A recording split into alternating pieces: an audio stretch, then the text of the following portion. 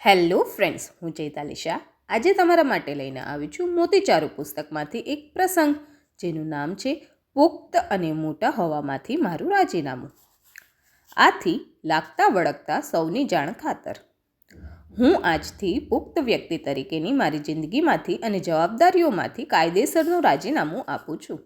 મારે હવે ક્યારેય મોટા કે વડીલ કે પુખ્ત નથી કહેવાવું. મારે તો બસ આજથી 8 વર્ષના બાળક બની જવું છે.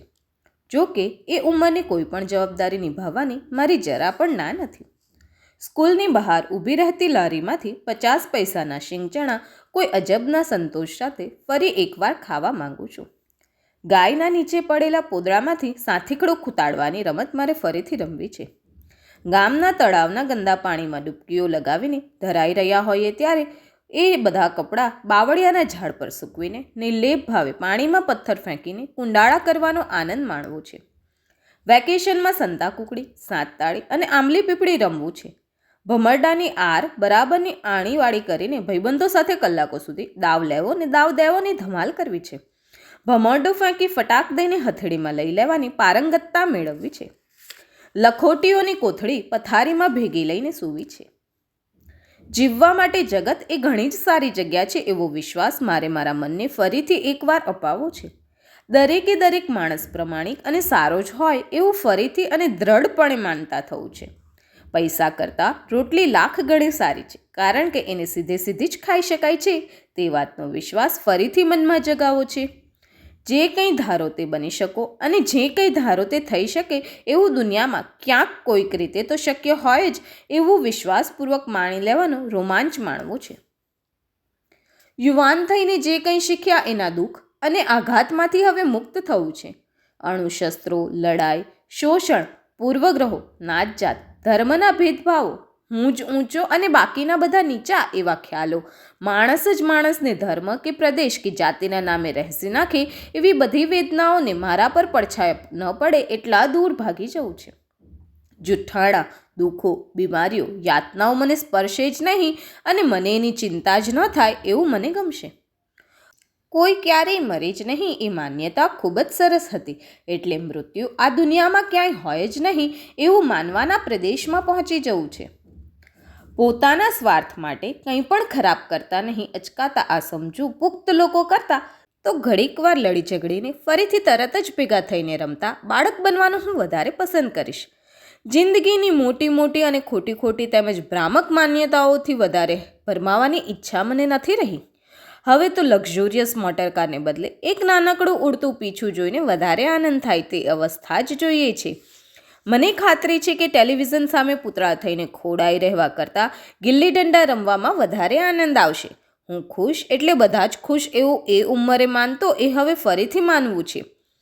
3 પાછળ અને એક આગળ પૈંડાવાળી સાયકલ લઈને બપોર વચ્ચે ધીંગામસ્તી કરવી છે.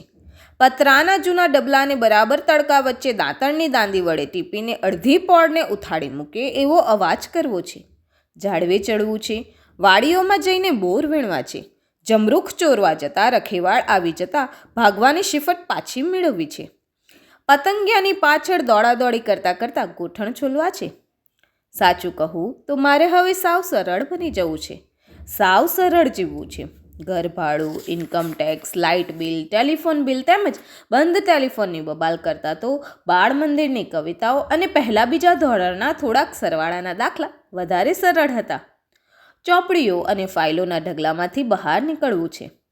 ઝઘડતા રાજકારણીઓ, લૂંટફાટ, ખૂનમાર્કી તેમજ બાળઝાડ કરતા લોકો, રોજ સવારે બારણા નીચેથી પધારાતું મરસિયાના મેગઝીન જેવું છાપવું, બેંકમાં વ્યાજના ઘટતા જતા દર, ખાલી થઈ રહેલું બેંકનું ખાતું, માંદગીઓ, દવાખાનાના ધક્કા, લોકોની ટીકી ટિપ્પણીઓ, વહાલાઓની વિદાય એ બધાથી હું ખરેખર હવે ઉબાઈ ગયો છું.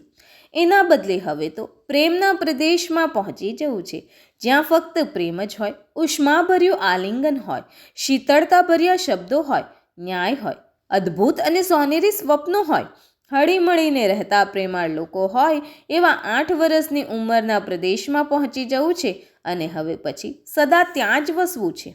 અને એટલે જ મારા વહાલા સગા મિત્રો, તેમજ લાગતા વળગતા દરેકને આથી જાણ કરું છું કે આજથી એક પુખ્ત વયની વ્યક્તિ તરીકેની મારી સર્વ જવાબદારીઓમાંથી હું રાજી ખુશીથી મુક્ત થઈ જાઉં છું. આ નિર્ણય હું ખૂબ જ સમજણપૂર્વક મારા પૂરા હોશ હવાસ સાથે કોઈ પણ દવાની અસર વિના, કોઈના પણ દબાણ વગર, સૂર્ય, ચંદ્ર, તારા અને સમસ્ત જળચેતનની સાક્ષીએ લઉં છું અને મોટા હોવામાંથી રાજીનામું આપું છું. તેમજ આજથી 8 વર્ષનું બાળક બની જાઉં છું. અને હા, આ અંગે જો તમારે મારી સાથે વધારે ચર્ચા કરવી હોય તો પહેલાં મારી જોડે અડવાનો દાવ રમવો પડશે અને એમાં પણ દાવ તો તમારે જ આપવો પડશે. બોલો, છો તૈયાર? નહીંતર છે ને આ રહ્યો ડીંગો. ચાલો મિત્રો, આજે આટલું જ. ફરી મળશું નવી વાર્તા અને પ્રસંગ સાથે. ત્યાં સુધી ચેનલ સબસ્ક્રાઈબ કરી દેજો અને નોટિફિકેશન્સ ઓન કરી નાખજો. વિડીયોને લાઈક જરૂર કરજો. Bye bye.